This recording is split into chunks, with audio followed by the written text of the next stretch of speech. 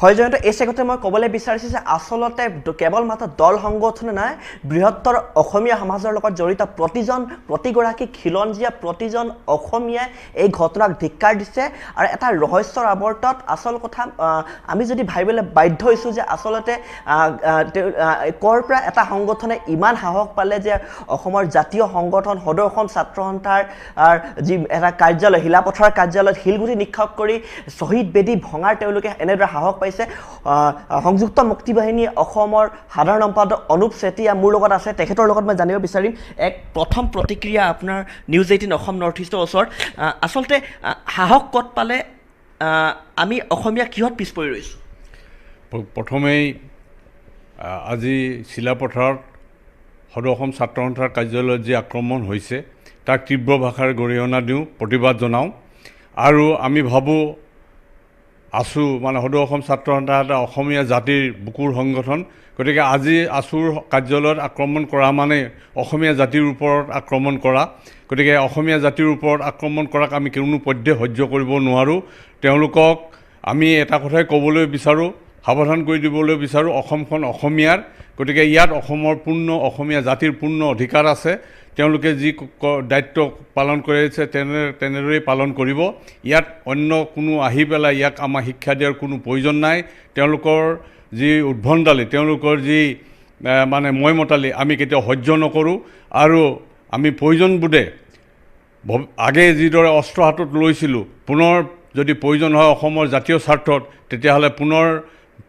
মানে আগৰ পথলৈ যাবলৈ পৰিস্থিতি আমাক বাধ্য কৰিব বুলি আমি ভাবোঁ। মাত্ৰ কেইটামান মুহূৰ্তৰ পূৰ্বে সদৌ অসম ছাত্ৰ সন্থাৰ মুখ্য উপদেষ্টা সমুজ্জ্বল কুমাৰ ভট্টাচাৰ্যই এক সাক্ষাৎকাৰত নিউজ 18 অসম নৰ্থ ইষ্টৰ ওচৰতো তেওঁলোকে কৈছে যে আজিৰ যি ঘটনা হৈছে আৰু ইয়াৰ পৰিণতি বেয়া হ'ব, ভয়াৱহ হ'ব, আৰু ৰাজ্য চৰকাৰৰ এই ক্ষেত্ৰত পদক্ষেপ বিচাৰিছে, কিয়নো ৰাজ্য চৰকাৰে অসমীয়া জাতিৰ আৱেগত ধৰি যিহেতু ক্ষমতা দখল কৰিবলৈ সক্ষম হৈছে। মুখ্যমন্ত্ৰী ডাঙৰীয়ালে এই ক্ষেত্ৰত কেনেকুৱা স্থিতি লোৱাটো আপোনালোকে বিচাৰিছে? কাৰণ আজি অসম চৰকাৰৰ যিসকল দায়িত্বত আছে তেওঁলোক আটাইয়ে জাতীয়তাবাদী শক্তিৰ ফালৰ পৰা আহিছে, গতিকে তেওঁলোকৰ জাতীয় চেতনা তেওঁলোকৰ থকা উচিত বুলি আমি ভাবোঁ। যিহেতু সদৌ অসম ছাত্ৰ সন্থাৰ সভাপতি সম্পাদকৰ দায়িত্ব বহন কৰিয়েই আজি সৰ্বানন্দ সোণোৱাল বা হিমন্ত বিশ্ব শৰ্মা তেওঁলোক আহিছে, গতিকে তেওঁলোকৰ জাতীয়তাবাদী যি চিন্তা চেতনা তাক মষিমূৰ কৰিবলৈ দিয়াটো উচিত নহয়। জাতিটো যদি থাকে তেতিয়াহে তেওঁলোকো থাকিব। এই কথা বিবেচনা কৰি যাতে জাতিটোৰ ৰক্ষা স্বাৰ্থত তেওঁলোকে আজি যিসকলে আজি এই দুষ্কাৰ্যত জড়িত হৈছিল তেওঁলোকক আজি নিশাটোৰ ভিতৰতে যাতে গ্ৰেপ্তাৰ কৰি মানে আইনৰ প্ৰক্ৰিয়াৰ মাজলৈ আনি অসমৰ ৰাইজৰ মাজত যাতে বিশ্বাসযোগ্যতা তেওঁলোকে সৃষ্টি কৰিব পাৰে, তাৰ বাবে অসম চৰকাৰৰ ওচৰত আমি আহ্বান জনাইছোঁ। আৰু হিন্দু বাংলাদেশীৰ যি মূল ইছ্যুটো কেন্দ্ৰ কৰি সদৌ অসম ছাত্ৰ সন্থাই এক ভূমিকা গ্ৰহণ কৰি আহিছিলে। আৰু হিন্দু বাংলাদেশীৰ অসমৰ লগতে ভাৰতৰ কোনো এটা প্ৰান্ত, অসমকে মই ক'ব বিচাৰিছোঁ, সংস্থাপনটো তেওঁলোকে আগৰে পৰা বিৰোধিতা কৰি আছিল। আৰু সংযুক্ত মুক্তি বাহিনীও এই ক্ষেত্ৰত তেওঁলোকে সদায় বিৰোধিতা কৰি আহিছে। এই ক্ষেত্ৰত এই প্ৰসংগত কি ক'বলৈ বিচাৰিছে? এইটো বিজেপিয়ে যি পদক্ষেপ বা সিদ্ধান্ত গ্ৰহণ কৰিছে যে হিন্দু বাংলাদেশী নাগৰিকত্ব প্ৰদান কৰাটো, এইটো সংযুক্ত মুক্তি বাহিনী অসমে আৰম্ভণিৰ পৰাই বিৰুদ্ধাচৰণ কৰি আহিছে। সদৌ অসম ছাত্ৰ সন্থাৰ দৰে জাতীয় সংগঠনৰ সৈতে একত্ৰিত হৈ আমি তীব্ৰ আন্দোলন অসমত গঢ়ি তোলা উচিত। আৰু আমি পুনৰবাৰ অসম চৰকাৰক যিটো জাতীয়তাবাদী চিন্তাধাৰাৰে তেওঁলোক পৰিপুষ্ট, গতিকে তেওঁলোককো আহ্বান জনাওক, ভাৰত চৰকাৰে, কেন্দ্ৰীয় চৰকাৰে বা দিল্লী চৰকাৰে যিয়েই নকওক লাগে কিয়, তেওঁলোকেও অসমীয়া জাতিৰ স্বাৰ্থত তেওঁলোকে হিন্দু বাংলাদেশী মানে নাগৰিকত্ব প্ৰদানৰ ক্ষেত্ৰত অসমত বিশেষকৈ গ্ৰহণ কৰাৰ ক্ষেত্ৰত বিৰুদ্ধাচৰণ কৰা উচিত, ঐক্যবদ্ধ হোৱা উচিত। তেওঁলোকে ক্ষমতাতকৈও তেওঁলোকৰ গাদী ৰক্ষা কৰাৰ বাবে চিন্তা নকৰি জাতিৰ ৰক্ষা কৰাৰ বাবে চিন্তা কৰি তেওঁলোকে ক্ষমতাত অন্ধ নহয়, তেওঁলোকে ক্ষমতা ডাঙৰ বুলি নাভাবি প্ৰয়োজন হ'লে তেওঁলোকে পদত্যাগ কৰি জাতিৰ স্বাৰ্থত আগবাঢ়ি আহিবৰ বাবে মই সৰ্বানন্দ সোণোৱাল ডাঙৰীয়ালৈ অনুৰোধ জনাইছোঁ। যি ঘটনা আজি হ'ল, নিপকাছ নামৰ যি এটা অখ্যাত সংগঠন এটা সমদল বাহিৰ কৰি সদৌ অসম ছাত্ৰ সন্থাৰ এটা কাৰ্যালয় হিলাপথাৰ কাৰ্যালয়ত কি সাহসেৰে তেওঁলোকে শিলগুটি নিক্ষেপ কৰিলে। আৰু তাৰোপৰি আমাৰ জাতিৰ আমাৰ সকলোৰে আৱেগৰ লগত জড়িত থকা শ্বহীদ বেদী ভাঙি লণ্ডভণ্ড কৰিছে। সেই ঘটনাই ইতিমধ্যে প্ৰতিজন অসমীয়াক, অসমৰ বৃহত্তৰ অসমীয়া সমাজৰ লগত জড়িত প্ৰতিজন খিলঞ্জীয়াক মৰ্মাহত কৰিছে। প্ৰকৃততে এইটো সত্য কথা আমাৰ আটাইকে মৰ্মাহত কৰিছে আৰু এইটো এটা আমাৰ জাতিৰ আমাৰ নিজৰ ঘৰতে আমাৰ ওপৰত আক্ৰমণ ই কেতিয়াও সহ্য কৰিব নোৱাৰি গতিকে আমি ভাবোঁ যে ইয়াৰ পিছত ইয়াৰ অন্তৰালত যিয়ে শক্তি নাথাকক জাতিৰ ওপৰত আক্ৰমণ হোৱা বুলি ভাবে নেকি আপুনি নিশ্চয় জাতিৰ ওপৰত আক্ৰমণ হোৱা বুলি ভাবোঁ আৰু এই জাতিৰ ওপৰত যিসকলে আক্ৰমণ কৰিছে তেওঁলোকৰ উচিত বিচাৰ হোৱা উচিত ইয়াৰ অন্তৰালত যি শক্তিয়ে নাথাকক লাগে তেওঁলোকক উৎখাত কৰি অসমীয়া জাতিক যাতে ৰক্ষা কৰাৰ ক্ষেত্ৰত আজি বৰ্তমান চৰকাৰে উদ্যোগ গ্ৰহণ কৰিব এইটোৱে বৰ্তমান চৰকাৰৰ পৰা আশা কৰোঁ চৰকাৰৰ পৰা আপুনি ঠিকেই উদ্যোগ বিচাৰিছে কিন্তু এই ঘটনা সংঘটিত হোৱা বহু সময় হ'ল কিন্তু বৰ্তমান পৰ্যন্তলৈ চৰকাৰৰ পৰা কোনো এটা ষ্টেটমেণ্ট অহা নাই এই ঘটনাক লৈ তেওঁলোকে কোনো ধৰণৰ প্ৰতিক্ৰিয়া প্ৰকাশ কৰা নাই য'ত অসম চৰকাৰৰ কেইবাজনো মন্ত্ৰী সদৌ অসম ছাত্ৰ সন্থাৰ দলিচাৰ প্ৰায় ওলাই আহিছে আজি মুখ্যমন্ত্ৰী হৈছে আৰু বহু প্ৰতাপী মন্ত্ৰী হৈছে এইটো চাই দুৰ্ভাগ্যজনক তেওঁলোকে যদি বৰ্তমানলৈকে কোনো প্ৰতিক্ৰিয়া সৃষ্টি কৰা নাই তেওঁলোকে যদি জাতিটোৰ এই সন্ধিক্ষণত তেওঁলোকে যদি কোনো চিন্তা নকৰে এইটো সঁচাকৈ দুৰ্ভাগ্যজনক আৰু এইটো কথা ঠিক যে অসমৰ ৰাইজ পুনৰ সংগঠিত হোৱাৰ প্ৰয়োজন আহি পৰিব যদি এনে পৰিস্থিতি এটা সৃষ্টি হয় অসমৰ ৰাইজৰ অসমীয়া জাতিৰ অস্তিত্ব ৰক্ষাৰ স্বাৰ্থত আমি যিভাৱে এসময়ত ওলাই আহিছিলোঁ প্ৰয়োজন হ'লে আমি পুনৰ সেই চিন্তা কৰিবলৈ বাধ্য হ'ম তাক পুনৰবাৰ আমি অসমৰ ৰাইজৰ ওচৰত দোহাৰিছোঁ আৰু আজি যি ঘটনা আপুনি ভাবেনে যে অসমত অসমীয়াৰ বিলয় হৈছে নিশ্চয় অসমৰ অস্তিত্বৰ কাৰণে আমি যিভাৱে হুমকি হিচাপে 1979 চনত যি আন্দোলন কৰিছিলোঁ ঠিক সেই অস্তিত্বৰ হুমকি প্ৰকৃততে আজি বাস্তৱত প্ৰমাণিত হৈছে যে অসমত অসমীয়া অস্তিত্বৰ হুমকি নহয় শেষ হোৱাৰ পৰ্যায়ত আহি পৰিছে আজি কিছুদিন পূৰ্বেও আমি শুনিছোঁ যে বিজনীত অসম বিৰোধী শ্লোগান দি অসমীয়া জাতিৰ বিৰুদ্ধে তেওঁলোকে অসমীয়া গো বেক বুলি তেওঁলোকে শ্লোগান দিছে ঠিক তেনেদৰে হুজাইতো তেনে এটা পৰিস্থিতি অসমীয়া গো বেক গতিকে অসমত অসমীয়া গো বেক এই পৰিস্থিতি আমি কোনো পধ্যে সহ্য কৰিব নোৱাৰোঁ আমি এটা কথাই অনুৰোধ জনাওঁ অসমৰ ৰাইজৰ প্ৰতি যে অসমৰ জাতিৰ স্বাৰ্থত যেতিয়া জাতীয় হুমকি হৈ পৰে জাতিৰ স্বাৰ্থত সকলো অসমীয়া একত্ৰিত হোৱা উচিত আমি যি দলেই নকওঁকে সি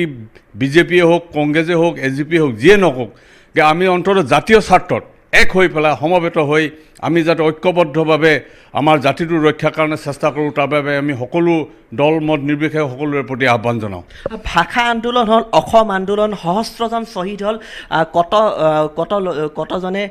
দেশৰ ৰাজ্যৰ বাবে নিজৰ দেশৰ অসমৰ বাবে প্ৰাণ আহুতি দিলে আৰু তাৰপিছত যি এন আৰ চি উন্নীতকৰণক লৈ অত বছৰৰ পৰা যি চলি আছিলে প্ৰক্ৰিয়া সদৌ ছাত্ৰ সন্থা মাত মাতি আহিছিলে আৰু তাৰ পাছত তাৰ বিৰোধিতা কৰা দেখা গৈছে এইটো স্পষ্ট এটা ছবি আৰু তাৰ ফলস্বৰূপতে আপোনালোকে ভাবেনে কিছু অশক্তিয়ে কিছু অন্য কিছু লবিয়ে এই ক্ষেত্ৰত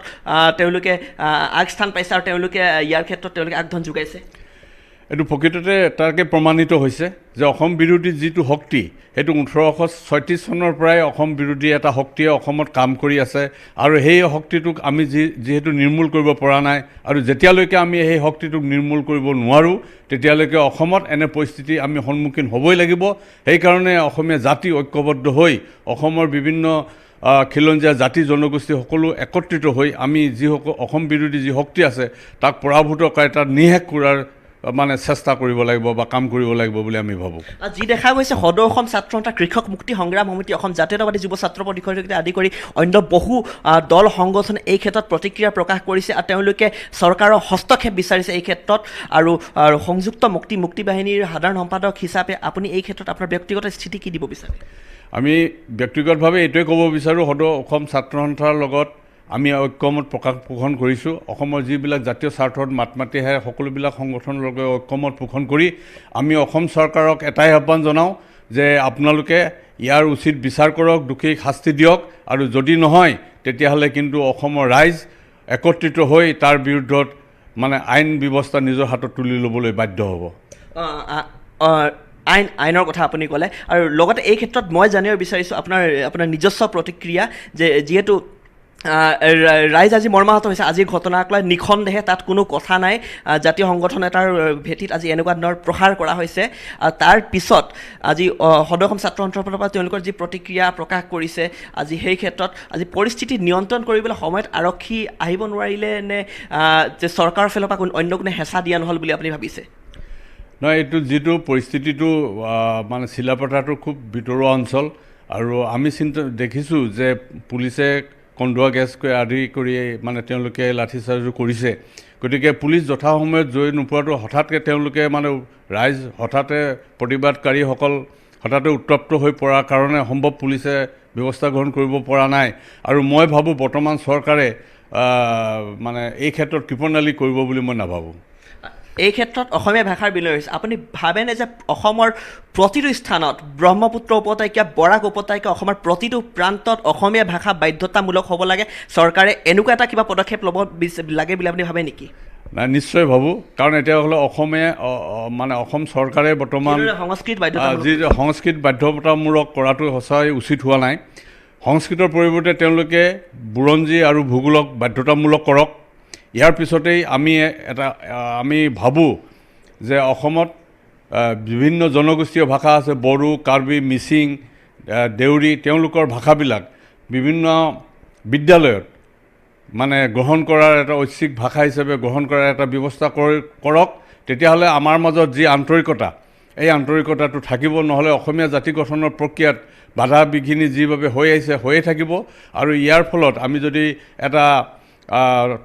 থলুৱা জনগোষ্ঠীয় ভাষা যদি গ্ৰহণ কৰোঁ তেতিয়াহ'লে তেওঁলোকৰ প্ৰতি আমাৰ এটা আন্তৰিকতা ভাৱ এটা সৃষ্টি হ'ব তেওঁলোকেও নিজকে অসমীয়া বুলি চিনাকি দিবলৈ গৌৰৱবোধ কৰিব বুলি আমি ভাবোঁ আৰু যিসকল লোক আছিলে অবৈধ বাংলাদেশী বুলি কোৱা হয় 71 চনৰ পিছত অসমলৈ অহা যিসকল হিন্দুৱে হওক লাগিলে মুছলমানে হওক তেওঁলোকৰ অসমত যি সংস্থাপনৰ ক্ষেত্ৰত আপোনালোকে ভাবেনে যে তেওঁলোকক সংস্থাপন কৰিব লাগে নে তেওঁলোকক